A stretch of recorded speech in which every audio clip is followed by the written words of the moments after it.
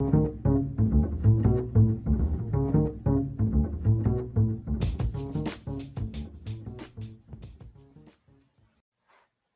here on the Locked On Steelers podcast, I'm your host, Chris Carter, here with guest Joshua Axelrod from the Pittsburgh Post-Gazette. Josh, I wanted to give you a chance to address something that happened last week. We were making jokes about Pat Freiermuth didn't like his nickname Baby Gronk, and then Dean twisted that and said, "You are Baby Dean." And then we even had some people dropping the hashtag out on social media, Baby Dean, in response to that show. Sir Axelrod, what is your response to these problems? So we talked about how Pat Freiermuth didn't particularly like Baby Gronk. You know, his reasons were probably just because he wanted to be his own man, didn't want to be compared to anyone else. I feel similarly, but also I hate Baby Dean. Dean can go sit on a Jagger bush for putting that one out in the universe. We don't wish violence on people on here on the Locked On Steelers podcast. I didn't wish violence on him. I said he could sit on it. That's him doing it to himself. I'm not wishing any violence upon him. I'm wishing him to do it to himself because he deserves it. All right. Anyway. Enough. We gotta move back to our topic at hand. I wanted to give you a chance to none of that, please. But let's get back to the topic at hand. I want to finish up talking about TJ Watt's contract extension, because if we're talking let's say he duplicates the highest paid edge rusher in the NFL. That's Joey Bosa on an average per year basis, actually. Joey Bosa right now is making about $27 million a year when you average out his contract. So let's say the Steelers, they have, it's a lot of money. The Steelers, let's say they have $73 million. I'm doing some calculator work right here. Minus $27 million. That's $46 million in cap space. So then, after that, then you still need to sign Minkah Fitzpatrick next year. So then you're looking at, okay, how does that factor into future plans? All right, so then Minkah Fitzpatrick, the best safety in the NFL, bar none. I'll get to that tomorrow, too, with Joey Molinaro. We're going to talk about, is Minkah Fitzpatrick being underrated, considering he's the 10th best safety in Madden, which is just ridiculous, but that's a story for another day. But point being, the highest paid safety per year right now in the NFL is Justin Simmons, just over $15 million per year. So if you take the $46 million, Josh, that the Steelers would have left after signing TJ Watt to $27 million a year, if that's the number they go with, you'd take that. The Steelers should have approximately $31 to $30 million in cap space left over, at least for next year. The year after that, it gets crazy, because then, a lot of contracts come off the books. They'll have $173 million. 2 years is always too far to project for things. But you'd get a sense that next year, with $30-ish million in salary cap space, you'd have some money still to address key needs in your team. Now, other key needs that could pop up is Juju Smith-Schuster. Do you sign him again to a deal that maybe keeps him around even longer? Terrell Edmonds, he's on the last year of his rookie deal right now. Do you get depth on the defensive line, because you got Cam Hayward, Stephon Tuitt, but Tyson Alualu may be gone. Maybe some of these guys step up. Do you get another edge rusher, because Melvin Ingram was signed to a 1-year deal? That's going to be another question next year. There's going to be lots of these type of questions that emerge. That's the caution here is, it's easy for us to say on our webcams here, Josh, say, oh yeah, just pay TJ Watt whatever he's worth.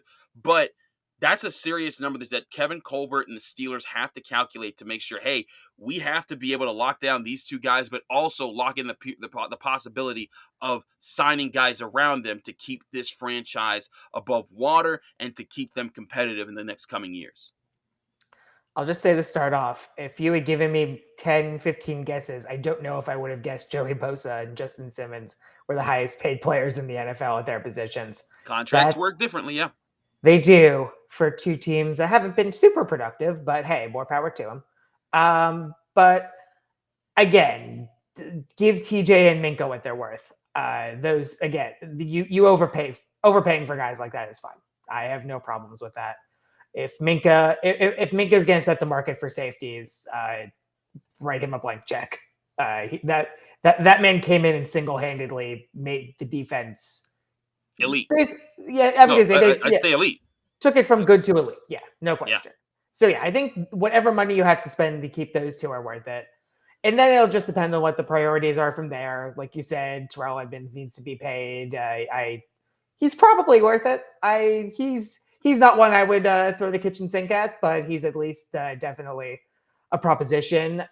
Juju will certainly, he's on his prove it deal now, so we'll find out if he's proved it by then, and then we'll see what to do with him. And yeah, it just depends on where all the chips fall from there. And I mean, the ultimate prove it deal would be just you use the rest of your cap space at that point to sign Aaron Rodgers. I mean, here we go.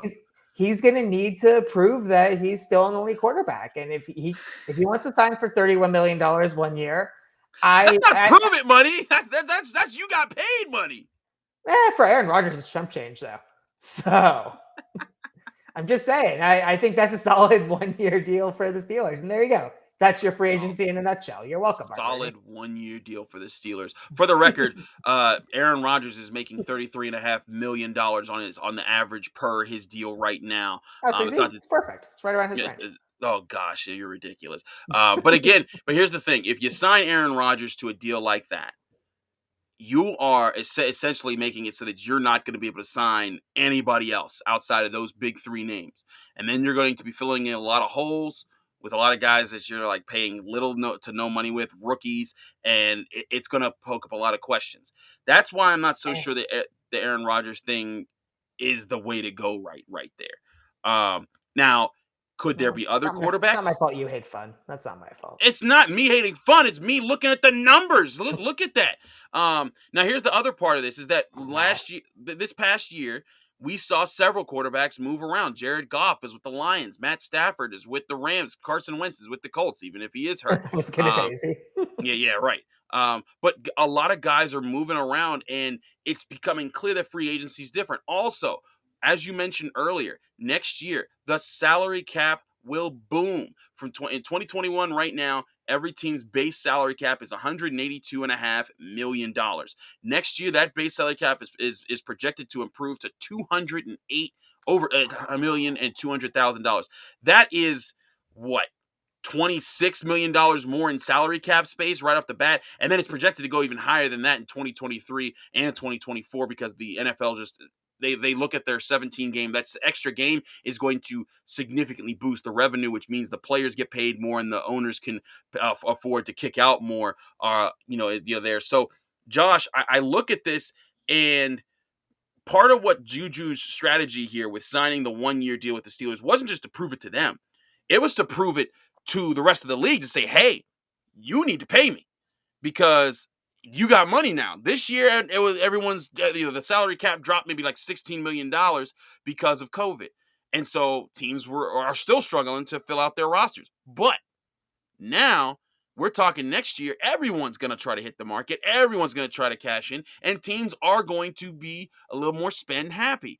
And so that's the question as far as okay, maybe Juju, Terrell, and whoever take their shot in free agency, and the Steelers have to do that. But again, if the Steelers do have a significant amount of money in free agency space or in salary cap space, they can actually be players next year in that salary cap space. Now, granted, again, TJ Watt, that'll take that down a peg. Minkah Fitzpatrick, take it down another peg. But I do see, Josh, this being a possibility of them maybe getting someone in the very near future to start to fill in.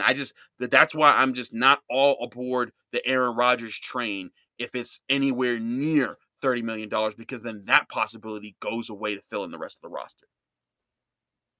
I would like to make it 100% clear that they should not spend $33 million on a 1 year deal for Aaron Rodgers. I got him to backtrack. It feels I need to say that.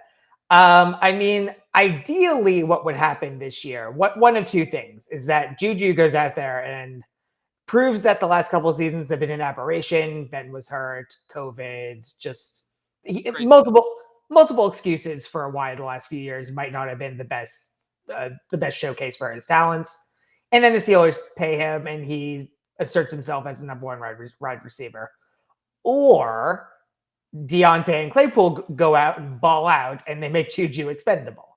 So, but then you still have a question: do you sign James Washington because his contract's up this year? That's also true. But again, this is why the Steelers, they got to be very careful with the money that they sign TJ Watt to, so that they can sign Minkah Fitzpatrick to the kind of deal that keeps him around for a long time, and then they can figure out who else do they want to keep around, because don't forget Joe Hayden will be a free agent, and so then how do they replace him at cornerback? Does James Pierre become the guy? I know Tony Serino thinks so. He's still leading the James Pierre hype train every week. I also just want to quickly mention that this time next year, it's very possible that the Steelers' biggest need might still be at the offensive line. So that's very possible, yeah.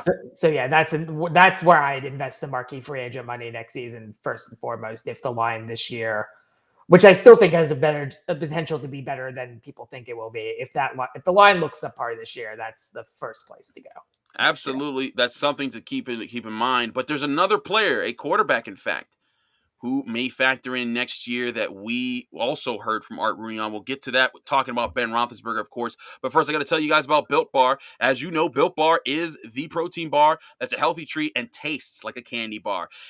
It's the official protein bar of the U.S. track and field team, and it comes in so many different flavors. Whether you want a fruity snack like raspberry, strawberry, orange, or something different like salted caramel, cookies, cream, or my personal favorite, double chocolate, Built Bar has so many flavors for you to enjoy. And the best part, they're all healthy. They range from either 130 to 180 calories. They have 17 to 18 grams of protein, but only 4 to 5 grams of sugar and 4 to 5 grams of net carbs. That's a tasty and healthy snack that'll save you from eating that snack that you'll regret later and stay on task with anyone's diet. Order today and get your favorite flavor delivered right to your door by going to built.com and use the promo code LOCKED15. That's LOCKED 15, all capital letters, all one word, no spaces, and that's LOCKED15, and you'll get 15% off your order at built.com to get your own Built Bars delivered right to your door.